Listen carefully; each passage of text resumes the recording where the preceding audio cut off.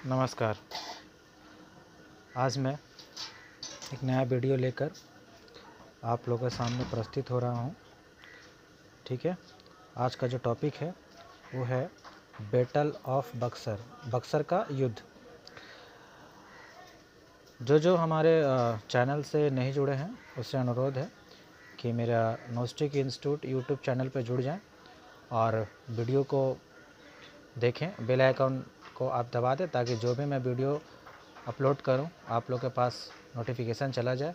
और वीडियो से रिलेटेड जो भी प्रॉब्लम होगा मैं यहाँ पे नंबर दिया हूँ, इस नंबर से आप कांटेक्ट करें और अपना प्रॉब्लम को सॉर्ट आउट करें। चलो, तो आज हम लोग पढ़ते हैं बैटल ऑफ बक्सर, यानी बक्सर का युद्ध। ठीक है, तो बक्सर का युद्ध पढ़ने का पहले हम लोग थोड़ा इसका बैकग्राउंड जान लेंगे, क्योंकि जब भी हम हिस्ट्री का कोई टॉपिक पढ़ते हैं तो सबसे पहले हमें उसका बैकग्राउंड जानना बहुत ही ज़रूरी होता है। तभी जाके जो टॉपिक हम पढ़ रहे हैं वो टॉपिक हमारा अच्छी तरह से सॉर्ट आउट होगा, क्लियर होगा, बढ़िया से समझ में आएगा। तो इसीलिए हम सबसे पहले आप लोग को इसका बैकग्राउंड बताएंगे। ठीक है, बक्सर युद्ध का बैकग्राउंड देखिए, मैं पॉइंट वाइज कुछ लिखा हूँ और कुछ पॉइंट्स को हाईलाइट किया हूँ। मैं उसे एक एक करके एक्सप्लेन करूँगा ताकि आपको हर एक पॉइंट अच्छा से क्लियर समझ में आए। ठीक है, देखिए यहाँ पे लिखा हूँ, British east India company Plassey का युद्ध में सिराजुद्दौला को हराकर मीर जाफ़र को बंगाल की गद्दी पर बैठा दिया। अच्छा, ब्रिटिश ईस्ट इंडिया कंपनी आप लोग परिचित हैं अच्छी तरह से, जिन्होंने हमारे भारत पे कब्जा किया और राज किया। ठीक है, इससे परिचित हैं। अच्छा, सिराजुद्दौला कौन है, कौन था? सिराजुद्दौला बंगाल का नवाब थे। ठीक है, बंगाल का नवाब थे। ब्रिटिश बंगाल में अपना राज्य स्थापित करना चाहता था, बिजनेस करना चाहता था, जिससे सिराजुद्दौला वहाँ का नवाब थे, जिससे उनके और सिराजुद्दौला और ब्रिटिश ईस्ट इंडिया कंपनी के बीच में युद्ध हुआ, जिसमें सिराजुद्दौला को हार का सामना करना पड़ा और यहाँ पे ब्रिटिश ईस्ट इंडिया कंपनी जीत गया और मीर जाफ़र को गद्दी पर बैठा दिया। यानी अब जो है बंगाल का नवाब वो कौन है? मीर जाफ़र। ठीक है, मीर जाफ़र कौन था? देखिए, एक समय मीर जाफ़र सिराजुद्दौला के साथ थे, है ना, सिराजुद्दौला के साथ थे। मीर जाफ़र चाहते थे कि वो बंगाल का नवाब बनना चाहता था, इसीलिए सिराजुद्दौला के करीबी होने के बावजूद उन्हें ब्रिटिश ईस्ट इंडिया कंपनी के साथ दिया और साथ देकर सिराजुद्दौला को प्लासी का युद्ध में हरा दिया। हराने के बाद अंग्रेज क्या किया? मीर जाफ़र को बंगाल का नवाब बना दिया। चलिए, मीर जाफ़र का तो जो मकसद था वो तो हो गया, लेकिन क्या इन्होंने जब ये नवाब बना तो क्या ये नवाब से संतुष्ट थे, है ना? तो देखिए, आगे हम लोग जानते हैं कि आगे क्या हुआ। अच्छा, जैसे ही मीर जाफ़र बंगाल का नवाब बना तो उसने क्या किया? उन्होंने बंगाल को कर मुक्त कर दिया। कर मुक्त क्या है? उन्होंने क्यों किया? कर क्या होता है? क्या? देखिए, इसके बारे में समझिए। पहले जो भी लोग बिजनेस करना चाहते थे या व्यापार करना चाहते थे तो उसे ना एक राज्य से दूसरे राज्य में व्यापार करने के लिए जाते थे, तो जिस राज्य में वो जाते थे तो वहाँ का नवाब को उन्हें कर देना पड़ता था। ठीक है ना, वहाँ का नवाब को कर देना पड़ता था। तो यहाँ देखिए, ब्रिटिश जब बंगाल में बिजनेस करने आए होंगे तो कर देना पड़ता होगा, लेकिन अब देखिए यहाँ पे ब्रिटिश तो सिराजुद्दौला को हरा दिया, हारने के बाद मीर जाफ़र को गद्दी पे बैठा देता। मीर जाफ़र किसका हित का काम करता था? ब्रिटिश का। देखिए, मीर जाफ़र को तो बैठा दिया, तो मीर जाफ़र क्या किया? उन्होंने कर मुक्त कर दिया। कर मुक्त मतलब अब बिजनेस करने के लिए उसे कोई भी प्रकार का कर नहीं देना पड़ता था। इससे क्या हुआ? इससे अंग्रेज़ों का व्यापार में जो टैक्स लगता था वो टैक्स अब नहीं देना पड़ता था, जिससे यहाँ पर हम जानेंगे कि ब्रिटिश ईस्ट इंडिया कंपनी को बहुत लाभ होने लगा। अब देखिए, यहाँ पे मीर जाफ़र तो बंगाल का नवाब बन गया, लेकिन वो कठपुतली बनकर ब्रिटिश के टुकड़ों पे बोलो या उनके पैसों पर पलने लगा। जस कठपुतली बनकर वो नवाब बनने लगे। लोगों को नज़र में वो नवाब थे, लेकिन उनका जो कंट्रोल था, रिमोट कंट्रोल था, वो ब्रिटिश के अंदर था। ठीक है। अच्छा, अंग्रेज़ों ने सामाजिक, प्रशासनिक और राजनीतिक शक्तियों को अपने अधिकार में कर लिया और मीर जाफ़र को कमज़ोर कर उसे अपने हाथों की कठपुतली बना दिया, जो अभी आप लोग को बताया। यानी सामाजिक रूप से भी, प्रशासनिक रूप से भी, राजनीतिक रूप से बंगाल में ब्रिटिश का क्या हो गया, एक कब्जा हो गया। ठीक है ना, शासन हो गया और कठपुतली बनकर मीर जाफ़र वहाँ पे नवाब बनकर रहने लगा। लेकिन उसका जो भी कार्य होता था वो ब्रिटिश करता था। ठीक है। देखिए, कठपुतली बनकर मीर जाफ़र जब रहने लगा तो उनका आत्मसम्मान धीरे धीरे धीरे धीरे बहुत ही नीचे गिर गया। तो उन्होंने आत्मसम्मान को बनाए रखने के लिए उन्होंने एक षड्यंत्र रचा। क्या षड्यंत्र रचा? क्या षड्यंत्र? मीर जाफ़र थे, वहाँ पे एक डच व्यापारी भी थे। तो उन्होंने डच व्यापारियों से मिला। डच व्यापारियों से मिलकर उन्होंने बोला, क्यों ना हम दोनों मिलकर ब्रिटिश से युद्ध करें। तो देखिए, यहाँ पे मीर जाफ़र और डच दोनों आपस में मिलकर ब्रिटिश से युद्ध किया। ब्रिटिश से युद्ध किया यानी ब्रिटिश का युद्ध किया। यानी कब, कौन सा युद्ध किया? देखिए, यहाँ पे लिखा हुआ विदारा का युद्ध। क्या? विदारा का युद्ध। यानी हम कह सकते हैं ना, ब्रिटिश के तरफ से 1760 ईस्वी में रॉबर्ट क्लाइव, मीर जाफ़र और डच मिलकर दोनों युद्ध किया, है ना, ताकि वो अपना आत्मसम्मान बचा सके और अच्छा से नवाब बन सके। ठीक है ना। युद्ध कब हुआ? 1760 में। युद्ध का नाम क्या था? विदारा का युद्ध। अच्छा, इस युद्ध में कौन हारा, कौन जीता? तो जान लीजिए, मीर जाफ़र की इस युद्ध में हार हुई। ठीक है। और रॉबर्ट क्लाइव इस युद्ध को आसानी पूर्वक जीत गया। ठीक है ना। इस युद्ध को क्या बोलते हैं? विदारा का युद्ध। देखिए, यहाँ से भी क्वेश्चन बन सकता है। खैर वो अलग बात है, क्वेश्चन के बारे में हम लोग बाद में पढ़ेंगे, बाद में समझेंगे। ठीक है। अच्छा, इसमें क्या हुआ? मीर जाफ़र की हार हुई, है ना। अब देखिए, आगे बढ़ते हैं। मीर जाफ़र की जब हार हुई तो अब मीर जाफ़र के दामाद को, मीर कासिम को 1760 में गद्दी पर बैठाया गया और वेसी टॉट कलकत्ता का गवर्नर बन गया। देखिए, मीर जाफ़र को तो हटा दिया गया। उसके बाद मीर जाफ़र के दामाद, मैंने उसी के दामाद मीर कासिम को क्या किया? बंगाल का नवाब बना दिया गया। अब बंगाल का नवाब कौन है? अब बंगाल का नवाब है मीर कासिम। देखिए, मीर कासिम एक ऐसा व्यक्ति था, वो जानता था कि हमें भी ब्रिटिश क्या करेगा? कठपुतली की तरह हमें इस्तेमाल करेगा। तो ये उस प्रकार का व्यक्ति नहीं था। मीर कासिम सोचता था, क्यों ना मैं जो चाहूँ उसी प्रकार से मैं बंगाल को चलाऊँ। देखिए, मीर कासिम गद्दी पे बैठते ही उन्होंने क्या क्या किया। चलते अब नेक्स्ट पेज में। देखिए, मीर कासिम जब बंगाल का नवाब बना तो उन्होंने सबसे पहले जो कार्य किया वो किया, बंगाल की राजधानी मुर्शिदाबाद से हटाकर बिहार के मुंगेर जिले में स्थापित कर दिया। इन्हें पहला कार्य किया। ठीक है। पहला क्या किया? मुर्शिदाबाद जो राजधानी था बंगाल का, उसे हटाकर कहाँ ट्रांसफ़र कर दिया? मुंगेर में। पहला कार्य। दूसरा कार्य क्या किया उन्होंने? वहाँ पे मुंगेर में सेना का गठन किया। अब सोचिए, सेना गठन किस लिए किया होगा?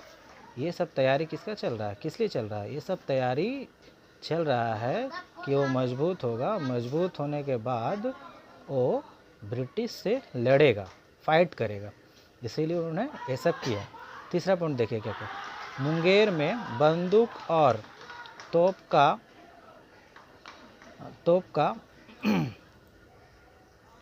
गोला बनाने का कारखाना स्थापित किया ताकि वो मजबूती से ब्रिटिश का सामना कर पाए।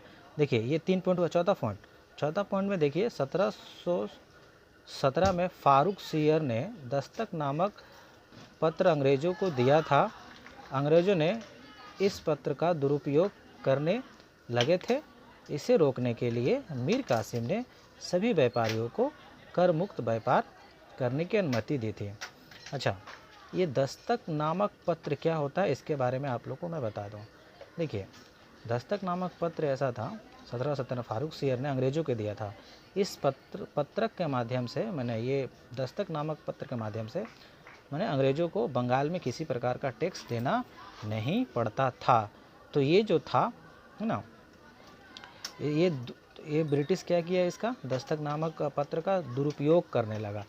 तो देखा कि मीर कासिम देखा कि इसका दुरुपयोग कर रहे हैं ब्रिटिश, इसीलिए उन्होंने क्या किया, बोला किसी ब्रिटिश को ही फ्री में यहाँ व्यापार करने के लिए इजाज़त नहीं होगा। उन्होंने जितने भी व्यापारी थे सबको क्या किए, कर मुक्त कर दिया कि ब्रिटिश ही नहीं और भी जो व्यापारी है वो भी यहाँ पे बिना कर का बिजनेस कर सकते हैं। अच्छा, और कौन कौन व्यापारी थे, देखिए स्पेशली जो थे पुर्तगाली थे और डच थे और फ्रांसीसी थे, ये सब व्यापारी थे। तो इसीलिए मीर कासिम ने क्या किया, अंग्रेज़ों के साथ साथ और भी व्यापारियों को बिजनेस करने के लिए दे दिया। देखिए ये सब जो कार्य हुआ ये किसके विरुद्ध में कार्य हुआ, ये सारा जो मीर कासिम कार्य किए ये अंग्रेज़ों के विरुद्ध में कार्य किए। अब देखिए यहाँ पे क्रिएट हो रहा है, क्या क्रिएट हो रहा है, प्रॉब्लम क्रिएट हो रहा है। अब जहाँ प्रॉब्लम क्रिएट होगा तो वहाँ पे युद्ध होना निश्चित है। ये सब घटना की जानकारी अंग्रेज़ों को पता चला। उसके बाद उन्होंने मीर कासिम को हटाने के लिए, उससे युद्ध करने के लिए है ना, बक्सर का युद्ध में अंग्रेजी सेनापति हेक्टर मुनरो सामने आया। तो अब बक्सर का युद्ध प्रारंभ हुआ। बक्सर का युद्ध जो हुआ वो 22 अक्टूबर 1764 ईस्वी में हुआ। कहाँ हुआ था, बिहार है ना, बिहार के बक्सर नामक स्थान में हुआ था, इसीलिए इसको बक्सर का युद्ध के नाम से जाना जाता है। अच्छा, बक्सर का युद्ध किसके किसके बीच हुआ, देखिए अंग्रेजी सेनापति हेक्टर मुनरो जो सेना का कार्य संभाला था, अंग्रेज की तरफ से लड़ रहे थे। सेना कितनी थी, 7032 और इनके पास 30 तोप थे। तो ये लोग क्या है, युद्ध करने के लिए रेडी थे, तैयार थे।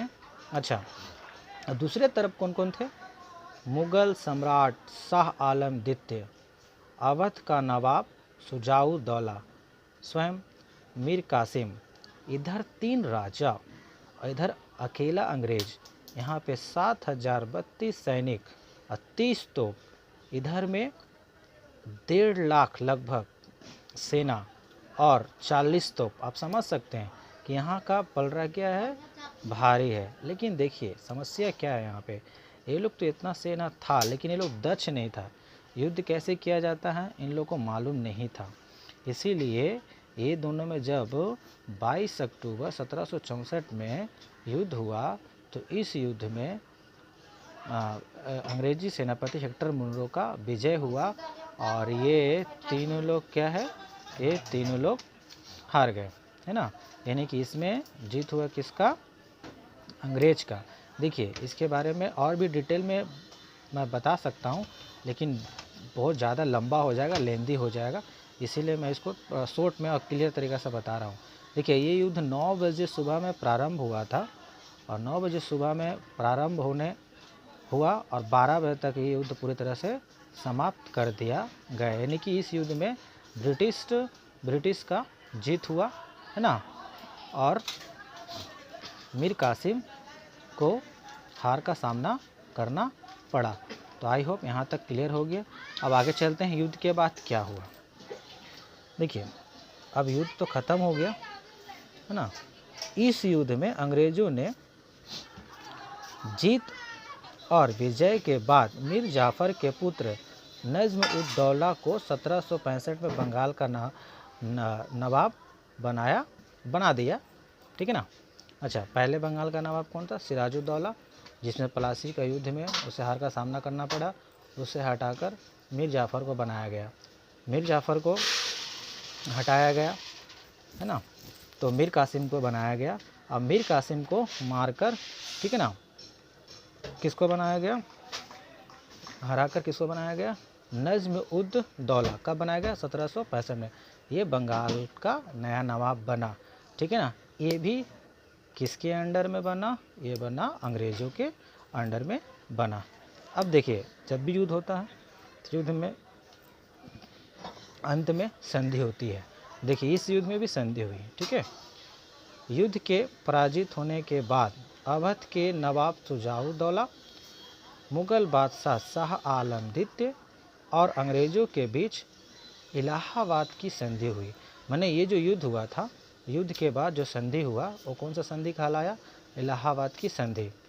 यह संधि 1765 में हुआ था। देखिए ये सब इम्पोर्टेंट क्वेश्चन है, आप लोग इसको खुद से क्वेश्चन बना सकते हैं और ये पूछता भी है इलाहाबाद की संधि किसके किसके बीच हुई, कब हुई। ये सब MCQ शॉर्ट क्वेश्चन का इम्पोर्टेंट क्वेश्चन है, तो ये सब आप लोग खुद से नोट डाउन कर लीजिएगा, ठीक है। अच्छा, तो किसके किसके बीच हुई ये पता चल गया, इलाहाबाद की संधि कब हुई ये पता चल गया, ठीक है। अब देखिए जब ये संधि हुई तो इस संधि का मुख्य बात क्या है? इस संधि के अनुसार शाह आलम द्वितीय ने बंगाल, बिहार और उड़ीसा की दीवानी ईस्ट इंडिया कंपनी को प्रदान कर दी गई। दीवानी क्या होता है? दीवानी मतलब होता है अधिकार, है ना। दीवानी मतलब क्या होता है? अधिकार। जब बक्सर का युद्ध में अंग्रेज जब जीत गए, ब्रिटिश जीत गए, जीतने के बाद उन्होंने बंगाल, बिहार और उड़ीसा पे तीनों पे वो दीवानी प्राप्त कर ली। मतलब उसका मतलब प्रशासन का स्थापना हो गया। अब उसके कंट्रोल में बंगाल, बिहार, उड़ीसा आ गया। ईस्ट इंडिया कंपनी को तो प्रदान कर ही दिया। दीवानी की प्राप्ति के साथ ही कंपनी बंगाल का वास्तविक शासक बन गया, है ना। अब इस तरह शासक बन गया, उसके बाद वो बंगाल में अपना मनमानी करना प्रारंभ कर दिया। इसके बाद ये जो बक्सर का युद्ध था, ये बक्सर का युद्ध समाप्त हो गया।